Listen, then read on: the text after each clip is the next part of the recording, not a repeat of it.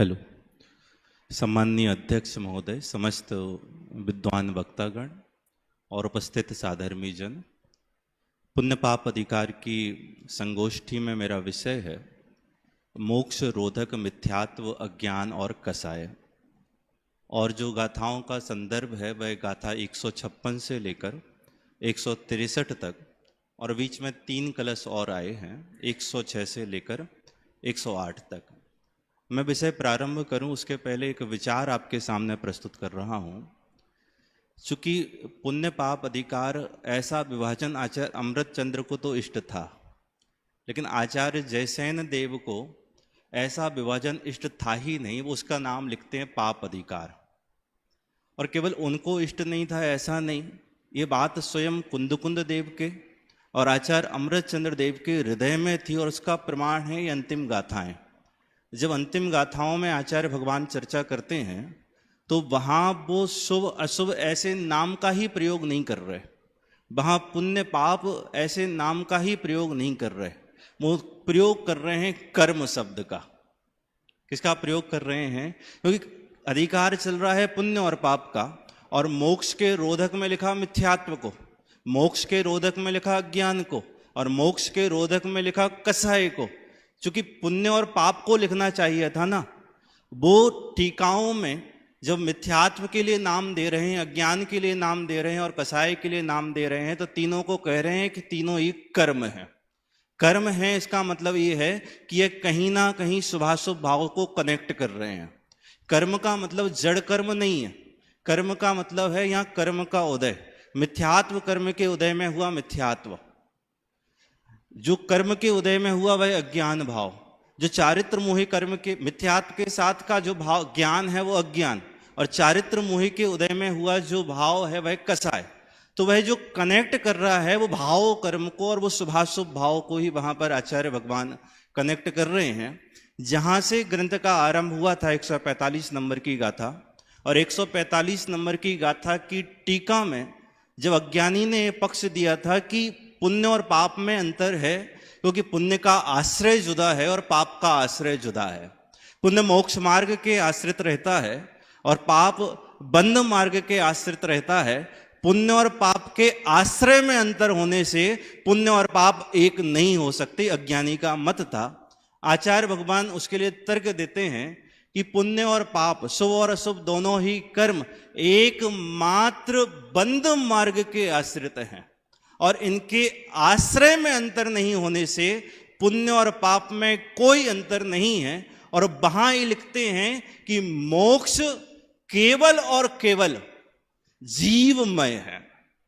मोक्ष केवल और केवल जीवमय है। उसका मतलब ये है कि मोक्ष मार्ग का आश्रय सिर्फ और सिर्फ कौन बनता है? जीव बनता है। जीव की श्रद्धा, जीव की प्रतीति, जीव का विश्वास, वो ही सम्यक दर्शन है, वो ही सम्यक ज्ञान है, और उसी की लीनता वह सम्यक चारित्र है।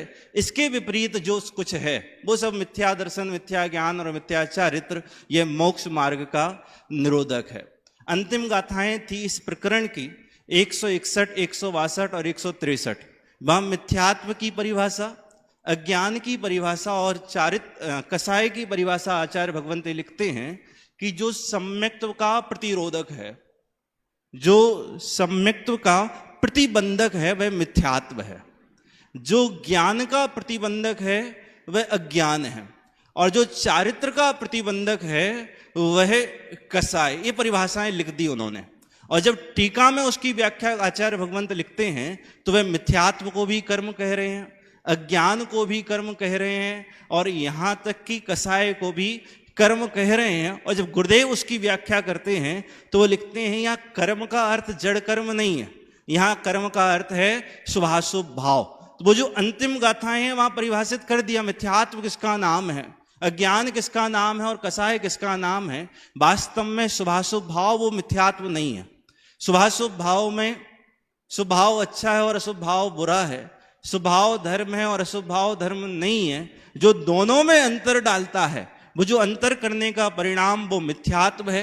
ऐसे मिथ्यात्व के साथ का ज्ञान, उसका नाम अज्ञान है, और शुभाशुभ भाव रूप परिणाम शुभाशुभ भाव रूप परिणति, उसका नाम क्या है? ये कसाय है। आचार्य ने 155 नंबर की गाथा में स्थापना कर दी थी कि मोक्ष किसको कहते हैं। प्रसिद्ध तथ्य दर्शन ज्ञान चारित्राणी मोक्ष मार्ग, श्री सम्यक दर्शन ज्ञान चारित्र की एकता वो मोक्ष मार्ग है। उसके बाद जब ये प्रकरण प्रारंभ हुआ 156 नंबर की गाथा से, 156 नंबर की गाथा में आचार्य भगवंत लिखते हैं कि जो परमार्थ का निषेध करते हुए जो पंडित जन हैं, उसके दो अर्थ हैं, दो अर्थ निकलते हैं। वास्तविक अर्थ क्या है उसका विश्लेषण दादा ने अनुशीलन में दिया है कि जो परमार्थ का निषेध करके ये व्यवहार मार्ग में परिवर्तन करते हैं ऐसे कोई पंडित। दूसरा अर्थ, जो परमार्थ का निषेध करते व्यवहार मार्ग में नहीं प्रवर्तते हैं ऐसे पंडित। तो ये जो दूसरा अर्थ है, ये परमार्थ का निषेध करके व्यवहार मार्ग में नहीं प्रवर्तते हैं ऐसे पंडित। जो आगे लिखते हैं उसके कि जो यतीश्वर हैं, जो मुनिजन हैं, वह परम अर्थ का आश्रय लेते हैं और परम अर्थ का आश्रय लेने वाले के परमार्थ से इस जीव के मोक्ष का प्रयोजन सिद्ध होता है। मोक्ष का कारण कौन है? कि परमार्थ है, और जो व्यवहार प्रवर्तन है वह मोक्ष का कारण नहीं है। टीका में लॉजिक दिया कि व्यवहार रत्नात्रय को, शुभाशुभ परिणाम को, मिथ्यात्व ज्ञान और कसाय को आचार्य भगवंत मोक्ष का कारण क्यों नहीं कह रहे हैं और परमार्थ को ही मोक्ष का कारण क्यों कह रहे हैं। वो लिखते हैं कि पर द्रव्य भाव स्वरूप, पर द्रव्य रूप जो भाव है, दो कारण दिए, एक पर द्रव्य रूप भाव हेतु और एक द्रव्य रूप भाव हेतु। एक द्रव्य रूप भाव हेतु का मतलब ये है कि जिस वस्तु में कार्य होना है उसी वस्तु में उसका कारण होना, और पर द्रव्य भाव रूप हेतु का मतलब ये है कि कार्य किसी वस्तु में होना है और कार्य का कारण कहीं और होना है। आचार्य भगवंत लिखते हैं कि जो एक द्रव्य भाव रूप हेतु है वही कार्य का वास्तविक कारण है। मोक्ष आत्मा के होना है, मोक्ष आत्मा का होना है, मोक्ष रूपी कार्य वह आत्मा के होना है, तो उसका कारण भी वो आत्मा में ही होगा, और उसका कारण जो दर्शन ज्ञान चारित्र है वह आत्मा से ही प्रकट होता है। व्यवहार रत्नात्रय यह पुद्गल द्रव्य का भाव है, और पुद्गल द्रव्य के भाव से आत्मा का कार्य सदता हो ऐसा नहीं है। इस तरह अंतिम निष्कर्ष उस गाथा का यही दिया आचार्य भगवंत ने कि वास्तव में मोक्ष का कारण वह दर्शन ज्ञान चारित्र वह आत्माश्रित है, वह आत्मा के अवलंबन से ही होता है, किसी अन्य द्रव्य के अवलंबन से नहीं होता। उसके बाद 3 कलश लिखे, उन 3 कलश और इस 156 नंबर की गाथा में मुख्य रूप से 3 निष्कर्ष आए हैं। पहला निष्कर्ष तो यह है कि जो कर्म है वह मोक्ष का घातक है, जो कर्म है वह बंध का कारक है, और जो कर्म है वह मोक्ष का विरोधी स्वभाव है। ये 3 निष्कर्ष वहां पर दिए।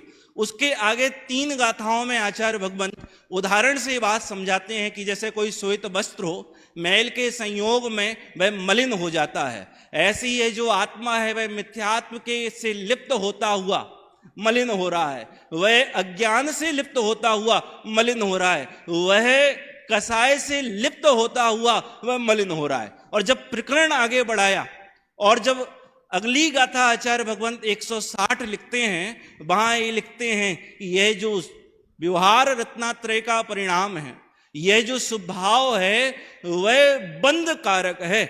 यह आत्मा को, टीका में मुख्य रूप से शब्द डाला कि वह बंध कारक है, बंध स्वरूप है, और उसके कारण जो आत्मा का स्वभाव है, जो आत्मा का त्रिकालज्ञपना है, वह त्रिकालज्ञपना व्यक्त नहीं होता, वह सब कुछ नहीं जानता। सब कुछ नहीं जानने की और व्याख्या गुरुदेव ये करते हैं कि वास्तव में अपने आप को भी नहीं जान रहा। उसका कारण कौन है?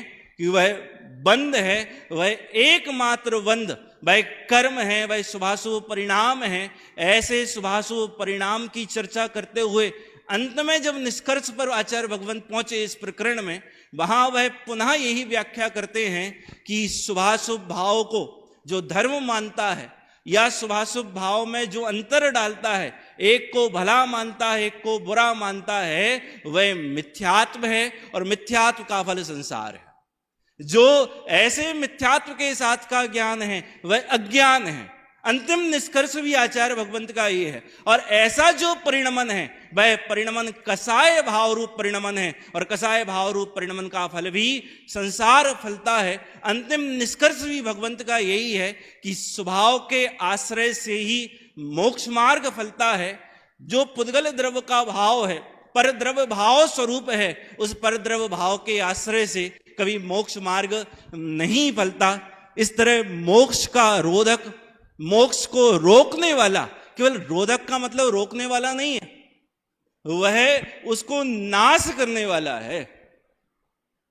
वह मोक्ष को नाश करने वाला। इसी अधिकार में जो आगे कुछ चर्चाएं आई हैं, 145 नंबर के बाद की 4 गाथाएं लगभग 46, 47, 48, 49, वहां एक उदाहरण दिया जो पहले वक्ता ने उसका इशारा आपको किया था कि नजदीक आती हुई हथनी, चाहे वो मनोरम हथनी हो चाहे वो अमनोरम हथनी हो, वह हाथी को बंद में डालती, उसकी स्वतंत्रता को खंडित करती है। वहां गुरुदेव ये व्याख्या करते हैं, भाई नजदीक आती हुई हथनी का मतलब क्या है। नजदीक आती हुई हथनी का मतलब यह है कि उदय में आता हुआ कर्म, सत्ता में पड़ा हुआ कर्म नहीं, उदय में आता हुआ कर्म, मतलब कर्म के उदय में जो शुभाशुभ परिणाम है, और उस शुभाशुभ परिणाम में इसकी जो मिथ्या बुद्धि है, और वह जो मिथ्या बुद्धि है वह मुख्य रूप से बंध का कारण है। और फिर योग्यता अनुसार, भूमिका अनुसार, जो कसायानुसार जो बंध होता है वो तो है ही, लेकिन समय सार में उसको बंध की कैटेगरी में डाला नहीं है। उस बंध में दम ही आचार्य भगवंत कहते हैं कि है ही नहीं, उस बंध को क्या गिने। मुख्य रूप से आचार्य भगवंत का प्रयोजन शुभ भाव के निषेध का नहीं है, क्योंकि भूमिका अनुसार शुभ भाव होगा, लेकिन शुभ भाव में अज्ञानी के जो धर्म बुद्धि पड़ी है, शुभ भाव में जो लाभ बुद्धि पड़ी है, शुभ भाव में जो उपादेय बुद्धि पड़ी है, आचार्य भगवंत पहले में पहले प्रहार उसको करते हैं। यह शुभ भी अशुभ है, यह पुण्य भी पाप है, दोनों को एक माने और सच्चे वस्तु स्वरूप को समझते हुए हम मोक्ष मार्ग में अग्रसर हों, इस भावना से अभी विराम लेता हूं।